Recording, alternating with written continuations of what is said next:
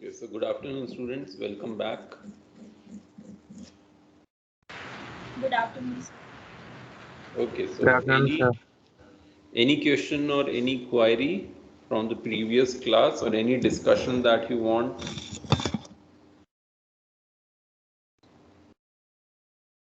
Anything you want to know? Sir, what is the World Health Assembly? Because I've only heard of WHO, but I've never heard of WHA. Okay, so I think they are the same thing. It's just the name has changed over the years. Uh,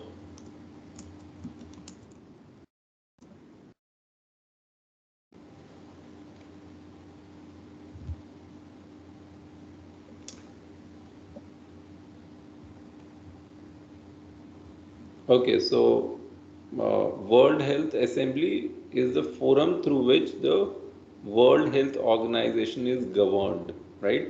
So WHO is the body, and there is a forum which is called the World Health Assembly. Okay, is it clear? The difference? Yes, that's clear. Thank Okay. you.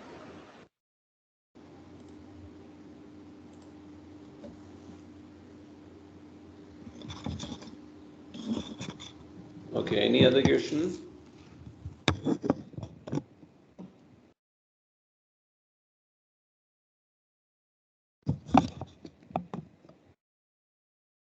Yes, sir. Yes, Yukta? I wanted to ask about the cold chain system you mentioned. I didn't quite understand. Okay, so as I said, we will be talking about cold chain management in detail when we'll be doing its class, right? But just to make you understand, the vaccine has to be kept at a specific temperature range, and that range is 2 to 4 degree, right? So there is a margin, like it can go to from 2 to 8 degree or 2 to 4 degrees. So some vaccines but basically the temperature is 2 to 4 degrees. So you have to always keep the temperature of the vaccines low, right? And that's a big challenge because see, if you take out the vaccine and you put it at room temperature, the room temperature in India usually in summers that would be around 35 degrees, 30 degree, 40 degree, right? So once the vaccine it goes out of the temperature zone, it becomes ineffective, right? So therefore, you always have to keep your vaccine in that temperature range, okay, which is a big task because for that you need a lot of instruments, equipments like the vehicles. They should be able to maintain that cold temperature.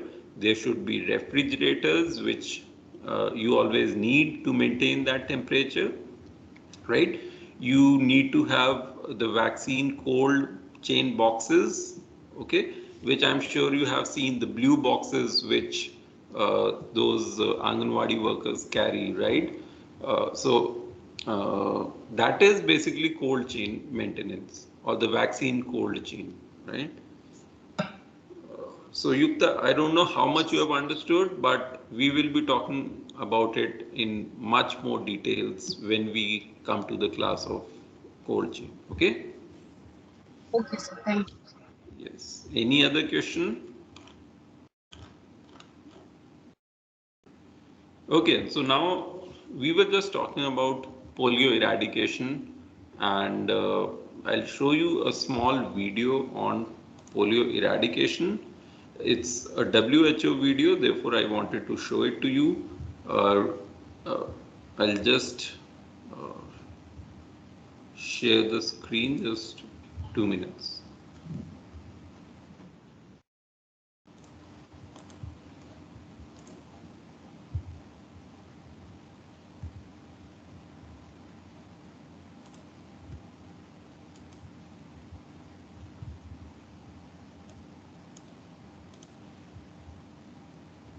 Okay, so this is about polio eradication reaching every last child.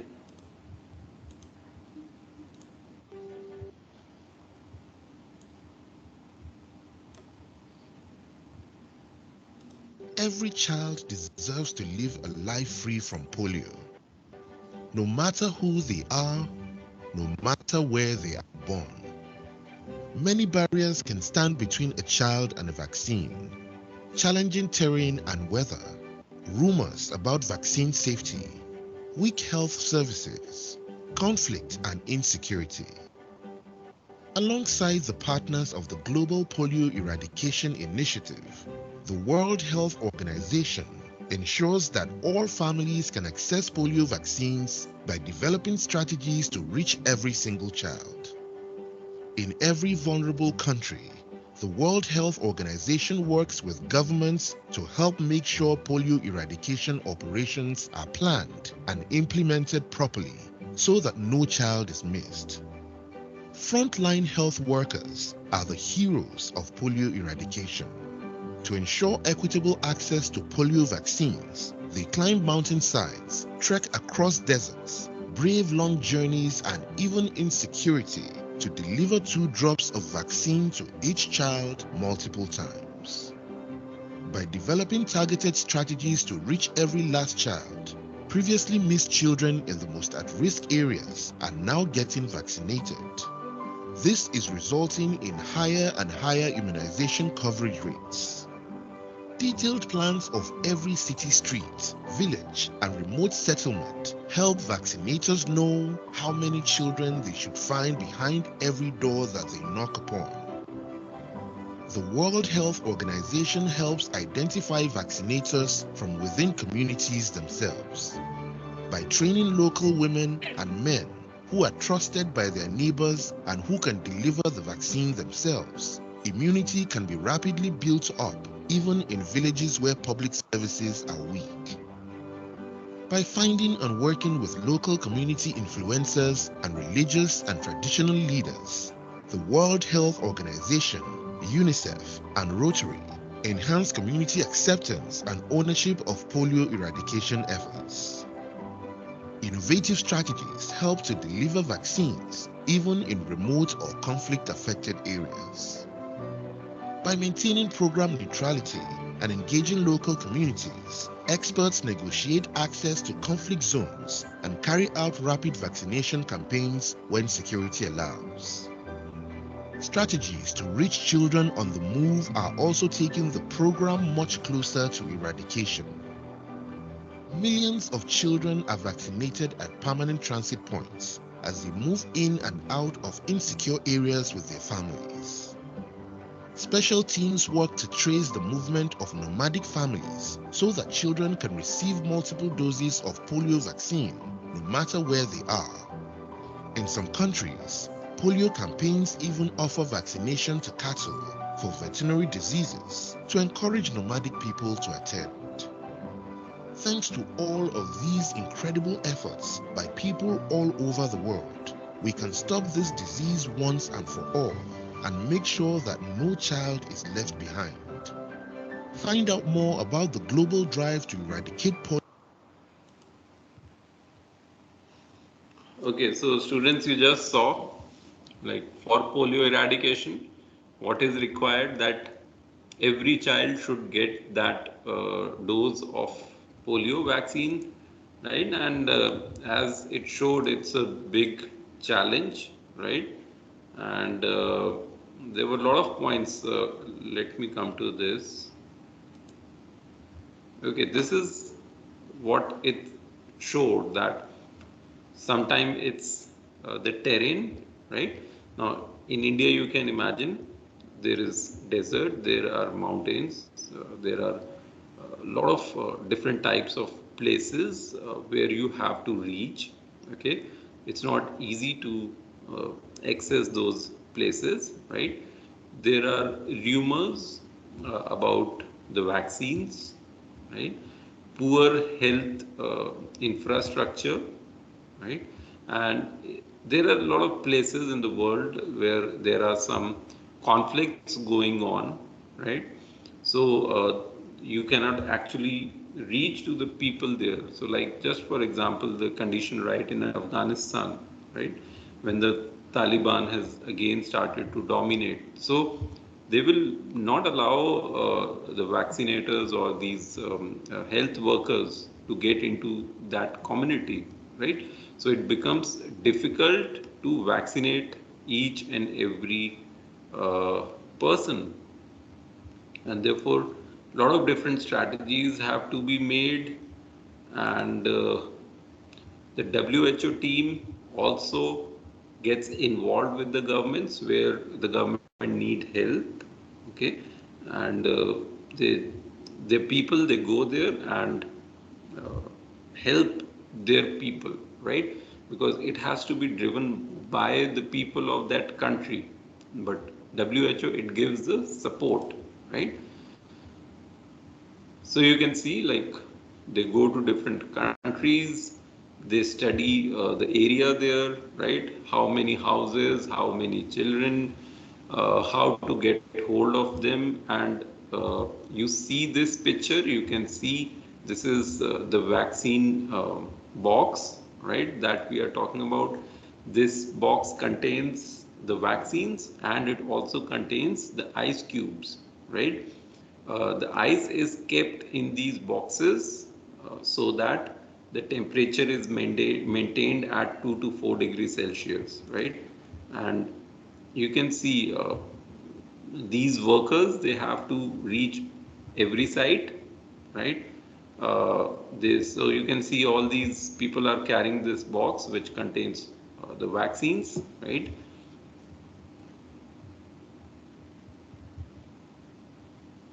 Okay.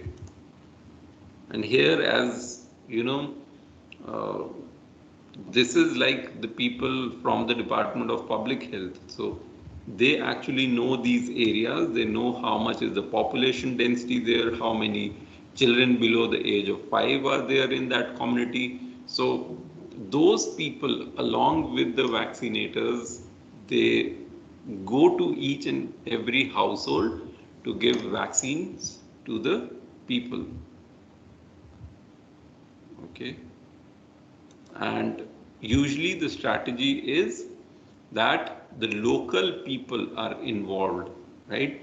Because there is more trust development when, now just imagine you open the door and you see a stranger, right?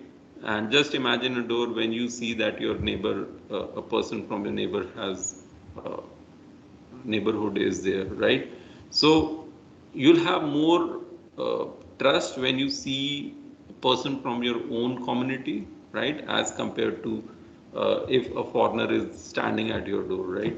So this is one strategy, that there is help taken from the people of the same community, and that is the concept of Anganwadi workers. I'm sure you know about it.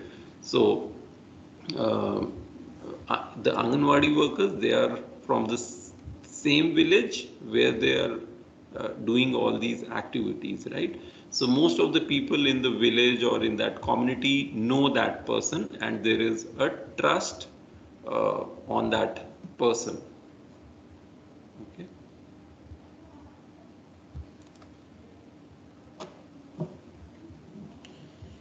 Okay, this again we have seen, like uh, the vaccine is taken to different areas.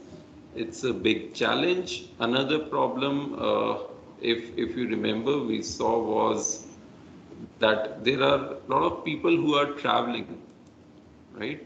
So you can see people are traveling. So, uh, like a person in Delhi traveled to some other state, right? So they may have missed their vaccine.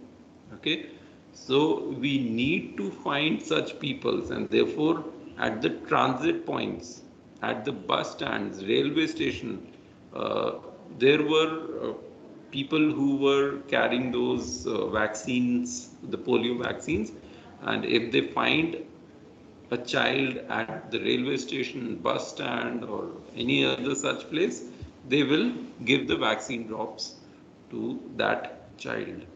Okay. So you can see at the transit points, the child is given the vaccine. Another thing, there are people who keep moving from one place to another, so we need to track them, right? So we need to keep a track where they are moving, and whenever the time is, we can actually go there and give the vaccines to them, right? So it's a very challenging task to give vaccine to each and every individual, right? In case of polio, it's the children, but even that is a very big challenge, right?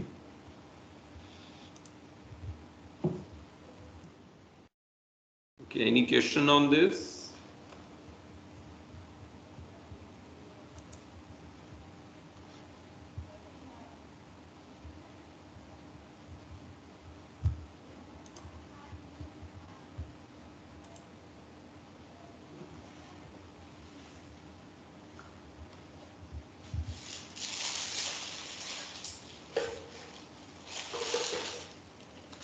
Okay, so let me have your attendance before we continue. Okay, I think there is. Yes, Adish. Yes, sir. Sir, I had a question. Sir, so now that in the current scenario, we know that more than 50% of the world's vaccines are being manufactured here. And in here in India, majority of them are concentrated in around Hyderabad. Sir, what is it? Is it the government policies back then which led to this mushrooming of in labs and institutes, or is it something else? No, I think it's basically see there are different areas. So it's basically the government policies, right? So if you know that I want to set up an industry, right? And obviously you will do some analysis before developing your industry. And if you see that it is the norms in Hyderabad are easy, right, as compared to West Bengal or as compared to Uttar Pradesh. So you will think that okay, I will go ahead and develop my uh, uh, this factory at this particular place. Okay, so it depends on a lot of factors. Yes, the government policies are important factor, but then there are some other things like availability of manpower. So if you have that skilled manpower in that particular area, that could be another factor. So there are various factors on which it depends where you will go and develop your vaccines or any other industry. And I'm sure you have heard about Baddi in Himachal Pradesh. So again, there are a lot of industries which are manufacturing not the vaccines but pharmaceutical drugs in Baddi, right? So like it's an industrial area, okay, and the policies, the manpower, so a lot of factors. Uh, it depends that where the industries are mushrooming, okay. So it's not always any one factor, right? Okay, so now let's have the attendance. So students, be ready with your uh, cameras. So Adish, Present, sir. okay, Atoeba, Present, sir.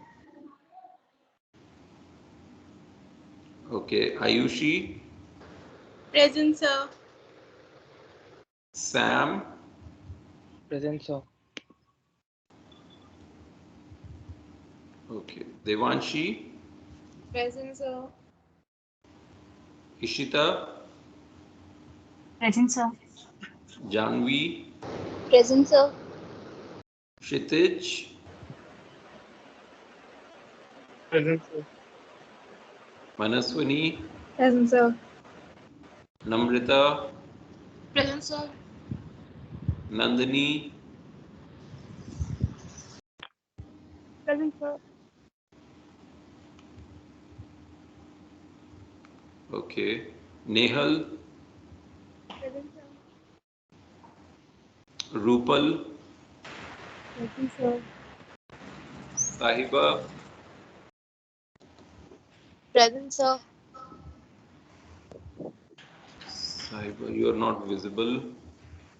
Sir, I'm having network issues today. Okay.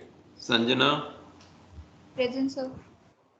Shakti, Present, sir. Shivani, Present, sir. Tanvi, Present, sir. Tridev, Present, sir. Vanshika, Vivek,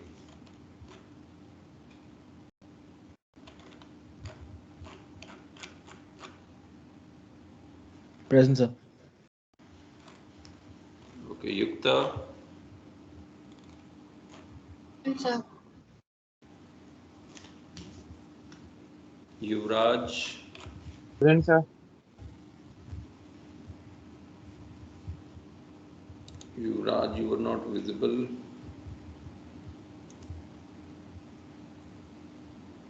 Okay.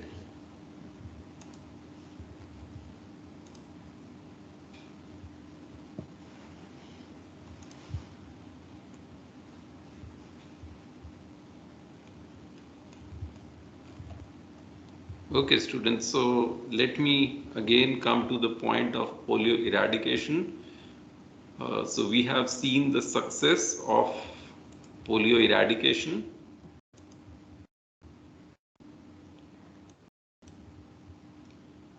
Okay, so India was free of polio in 2012, right?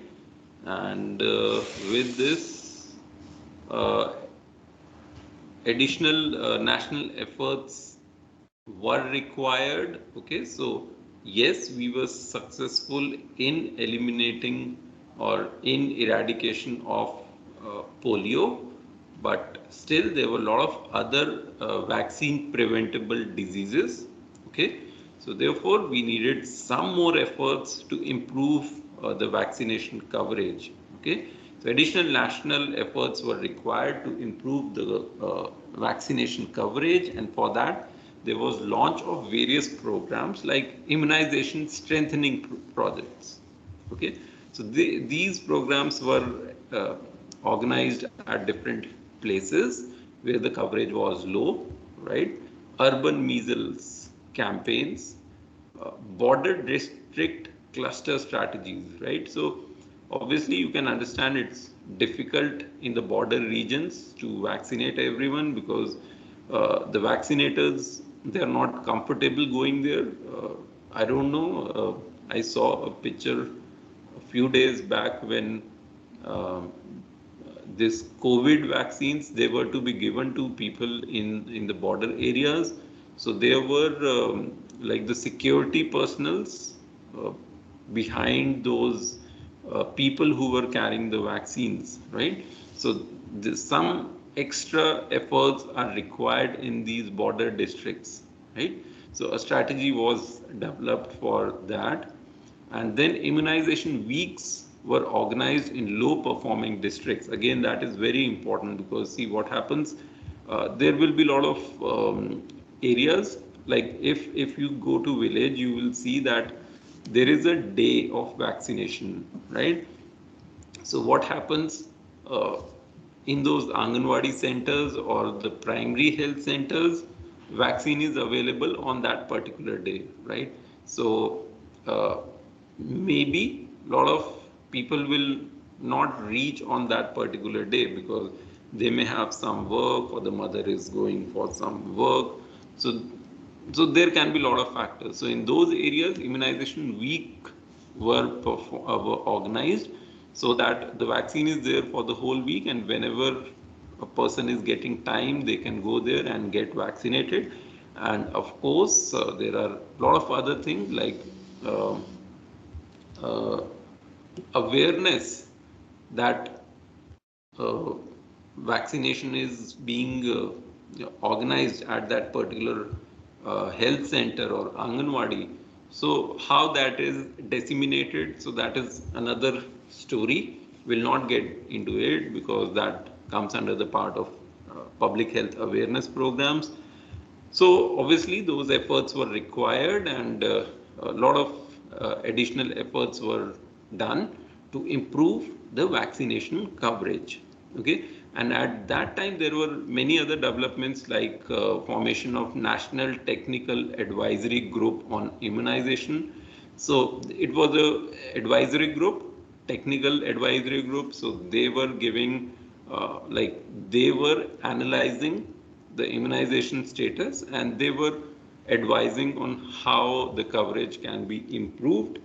Another very important thing came up was the adverse events following immunization. Okay, and even I was not aware of it, but after this COVID vaccines, I came to know about this, the adverse events following immunization. So, uh, like there has to be a report, right? Ki after immunization, were there any adverse events? Okay, so this is now in practice, right? So if there are some adverse events after immunization, that has to be recorded, and that has to be informed to the government. Okay, so that the government have all the data of the adverse events following immunization, right?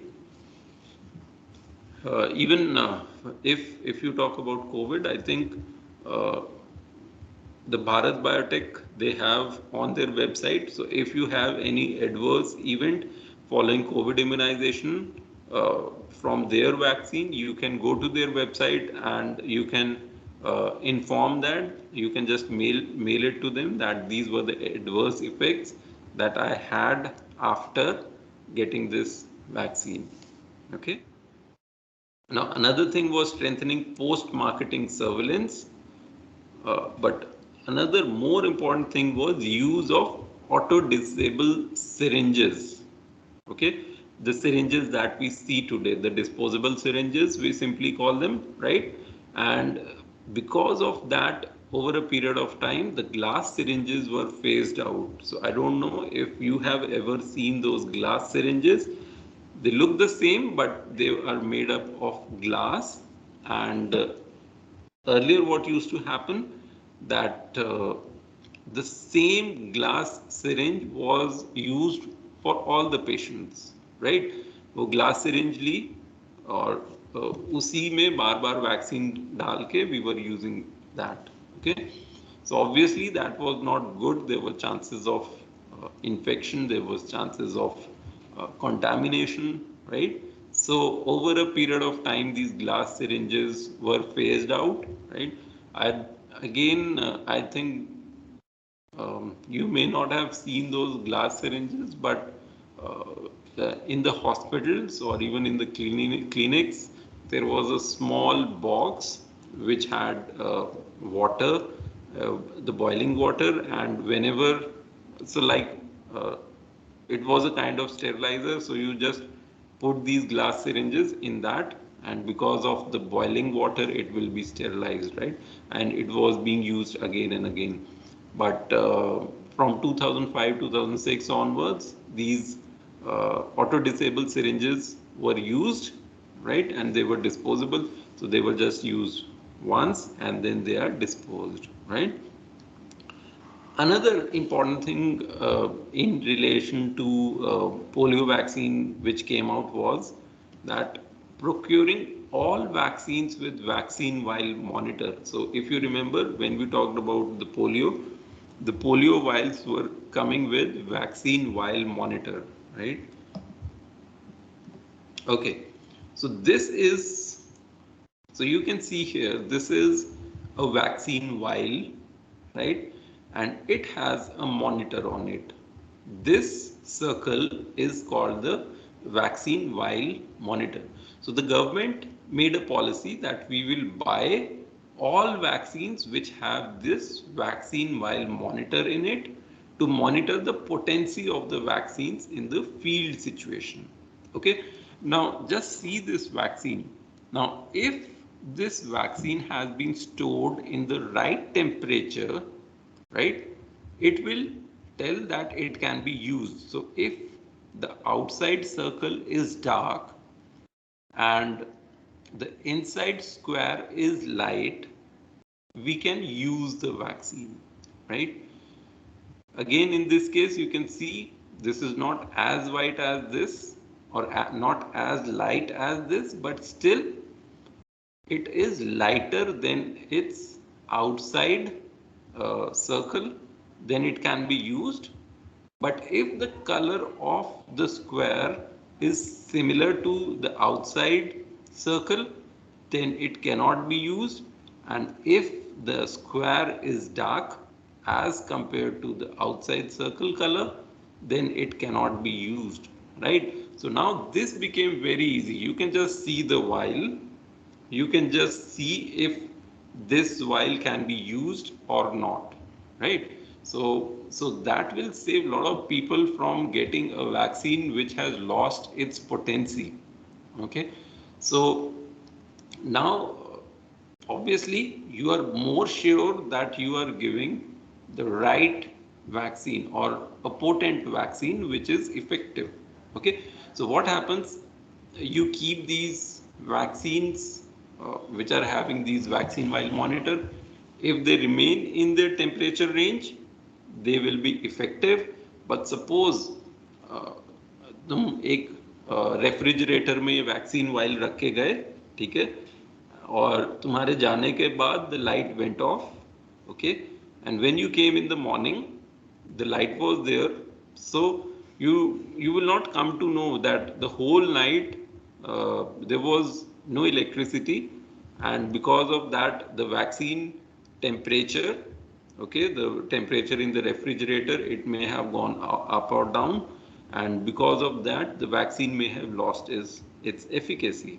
But with these vaccine vial monitors, you will be always sure that you are using the potent vaccine. Okay, so that was another very important thing that happened at that time.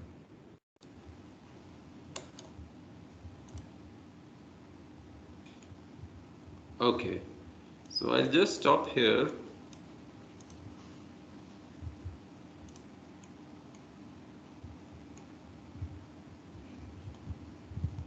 Okay, a few more slides.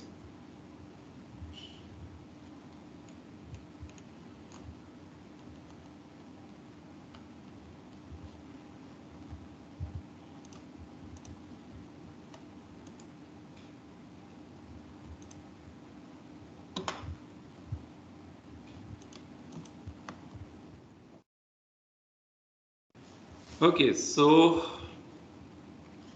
in 2014, recently, not recently, it's again almost 6-7 years, the Indian government, it started with the mission, which is called Mission Indradhanush.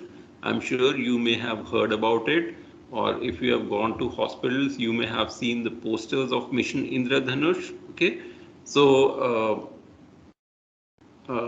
like the idea was that there should be 90% full immunization coverage against 7 diseases. Okay, so these diseases are measles, polio, pertussis, tetanus, tuberculosis, diphtheria, and hepatitis B. Okay, so this was again a mission which started in 2014 called Mission Indradhanush. Okay. Okay, so after this, things were going fine. A lot of children were getting vaccinated. The coverage was also increasing, but then came SARS-CoV-2. Okay, and then it's severe acute respiratory syndrome, coronavirus 2. It causes coronavirus disease, which is COVID-19, and it has caused a lot of deaths and infections throughout the world, and even in India the number is very high, and because of this it led to a lot of lockdowns and economic crisis. And at that time there was a need to develop vaccine. Again, a challenge was in front of us to develop vaccine. So a lot of people started making vaccines, and in India, two vaccines are being manufactured, Covishield and Covaxin. I'm sure you know about this. We have also discussed this in other classes also, right? So because of this, India's reputation as a world vaccine hub came out. Like, we never knew that we are producing so much of vaccines, right? So post COVID-19 came out a little known fact, pleasantly enough for India, and it was that the Serum Institute of India, which was founded over 50 years ago, it's the world's largest manufacturer of vaccines by volume. Okay, and I'm sure you all know that India also exported COVID-19 vaccines. So India has emerged as a key bulk vaccine manufacturer in recent times. And I think said that we produce almost 50% of the world's vaccine. So we are actually producing almost around 60% of the world's vaccines, which mean that one in every third dose of vaccine used in the world are produced in India. So you can just imagine how much vaccine we are producing. And Indian firms are big suppliers to the UN agencies. So you know that these United Nations agencies, they are working throughout the world, right? Providing vaccines to different people. And so just 60 to 80% of the vaccines are being supplied from India to these UN agencies. Okay. And it's not only about manufacturing, we are also creating or modifying a whole new range of vaccines indigenously.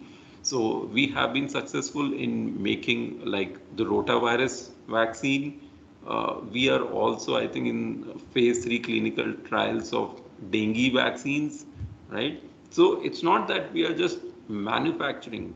Even Bharat Biotech, it developed its own vaccine. So we are not just manufacturing, we are also developing new vaccines, right? So in 1989, Indian Vaccine Company Limited and Bharat Immunological and Biological Limited, they were set up as public-private joint ventures. Okay, so before this, mostly the government was producing the vaccines. Then obviously it was not easy for vaccine for the government to develop the vaccine for the whole country. So then the private players also came in. There was public-private joint venture companies which came into existence, right? And because of all these efforts, right, finally we are now, as I said, the global hub for vaccine manufacturing, right? So it just did not came up in one day. It's an effort over the years by different governments, right? So because of that, we are able to flex our muscles now, and we can tell the world, and in fact, the world has recognized this, right? In fact, today only I got a mail from Professor Rishi, which said this. I got this today itself, 27th July. The story that's not getting out in the world, Indian vaccine rollout rescued the world from the pandemic, right? So you can understand the role that we have played in vaccine sector, specifically after the COVID emerged, right? Okay. Okay. So I think with that, let me share if there is any other slide left in that.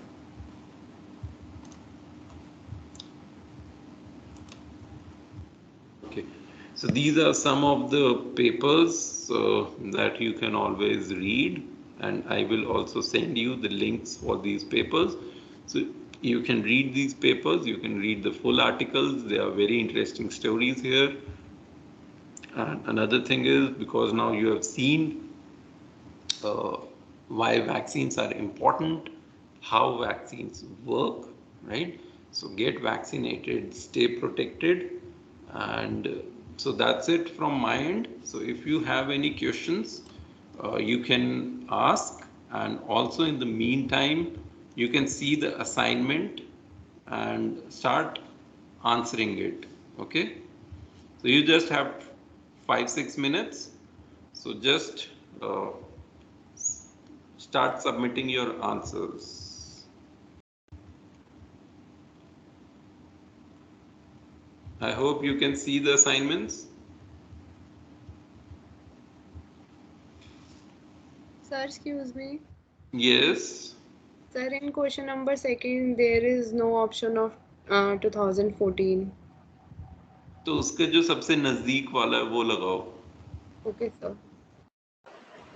Sir, I actually had a doubt from today's lesson. Mm-hmm. So, you know how you had mentioned the adverse events report, right? That we can log on to. So, I'll take the example of Bharat Biotech itself. So, with Covishield, I mean, there were people who had, very severe fever, and then there were also people who immediately vomited once they took the vaccine. So, how do we know which is an adverse effect? No, like some had fever, Some had immediate vomiting. It like there were many cases like that as well, at least like from whoever I knew. So what would you classify as an adverse effect? See, I think if after vaccination you have to stay there for around half an hour, right? So Yes, yes. so that is one thing, but I have not heard of vomiting. But yes, see, it could be. So your question is basically what are adverse effects, right? Yes, sir, that's my question. Yes, so anything adverse that happens, right, it will be considered as an adverse event, right? That is another thing to see whether it is really because of the vaccine. Because see, vomiting can occur for because of various reasons. Right? Suppose if you are anxious uh, before getting vaccine, that could be a reason for the vomiting, right? Or suppose you had something, so kind of food poisoning, right? So there can be a lot of reasons for it, right? But everything will be recorded after vaccines, right? So if you are given a vaccine, anything adverse happens, that will be recorded, right? And then there is a committee which sees it, and they try to figure out why this happened. Okay, so that will tell you if there is a problem with the vaccine, or it's a normal thing, like uh, getting a fever. It's a adverse event, right? But uh, it is fine, it is accepted, right? Having pain at the site of injection, it's an adverse effect, but it is accepted, right? So any adverse effect that has to be recorded. It could be anything, it could be pain, it could be fever, it could be vomiting. Uh, so any adverse thing, right? Okay, sir. Thank you. And obviously the only problem is that we actually don't know the long term effects, because these vaccines were produced and they were immediately given to people. So long term studies are not there, because people are saying that in the long term it may cause this, it may cause that, but that we actually don't know. And any event, small or big, after giving a vaccine is an adverse event. It is considered as adverse event. Okay. And Okay.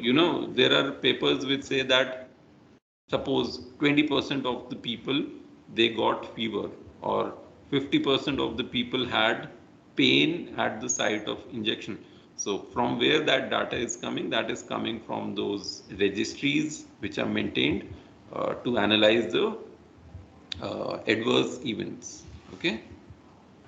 Okay, sir. Thank you.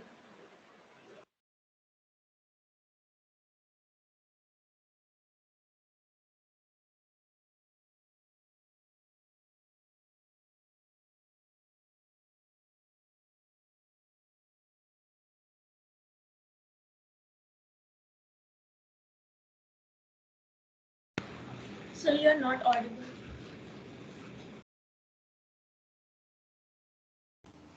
So I'm just saying that start submitting your responses.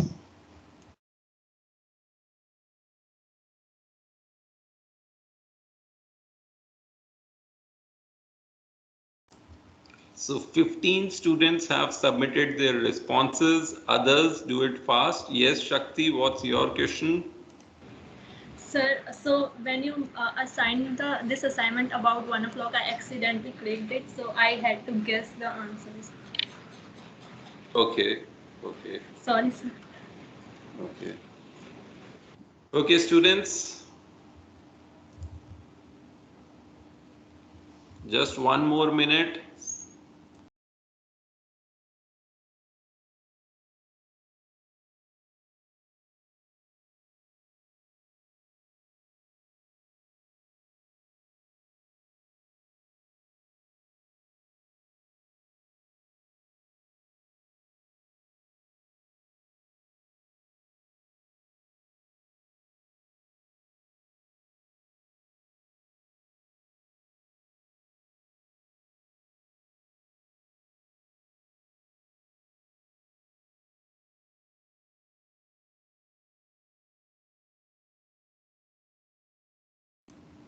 Okay, so 18 students have submitted. Others, do it fast.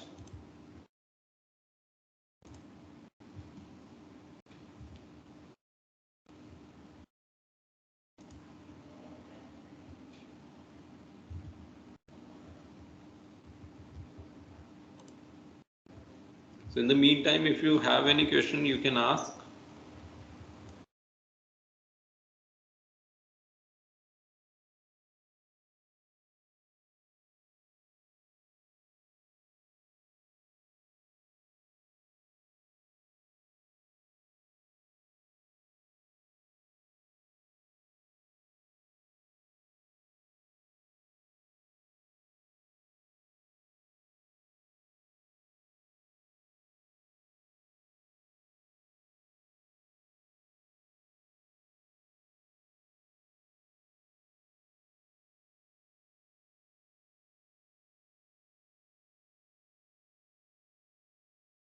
Sir, actually, I wanted to ask, Sam? yes, sir, what was epitopes? What are epitopes? Yes, sir. Okay, so epitope basically is so you have a pathogen, right? And on that pathogen, you have different proteins, okay? And those proteins are recognized by your immune system, okay? So those proteins which are recognized by your immune system, they are called as epitopes. So don't worry about it. We will talk about epitopes in detail in our future classes, okay? Because I'll have to make you understand what is a pathogen, what is an antigen, what is epitope, what is hapten. So many things will be coming, right? Don't Okay, worry. sir. Yeah. Okay, so let me discuss the answers. So the first question was Bharat Biotech manufacture which of the following? Okay, the correct answer is Covaxin. Um, Two of you have mentioned Covishield and two of you have mentioned both A and B, but the correct answer is Covaxin. So Bharat Biotech only manufactures Covaxin, not Covishield. Okay. Okay. Mission Indradhanush was launched in which year? So all of you have given the right answer. It is 2014. Okay. But in the options, you had to choose the closest one. That was 2012. Okay. Question 3 was which of the two cannot be used for vaccination purpose, and a lot of students have made mistake here. The correct answer is A and C. Okay, only 12 of you have given the right answers, others have given the wrong answer. So students carefully see again the vaccine while monitor. If the square inside is light then the outer circle, then it can be used, otherwise it cannot be used. Okay, so the correct answer is A and C. Now question 4 was UIP started with, so uh, almost everyone has given the right answer. It's BCG, OPV, diphtheria, pertussis, tetanus and measles. Right? And question 5 was who was the first person in India to receive smallpox vaccine? You all know it was Anna Datchal from Mumbai, Bombay at that time. So he was the first person 4 years of age at that time. Okay, students, with this, I'll end the class now and we will meet tomorrow. Okay.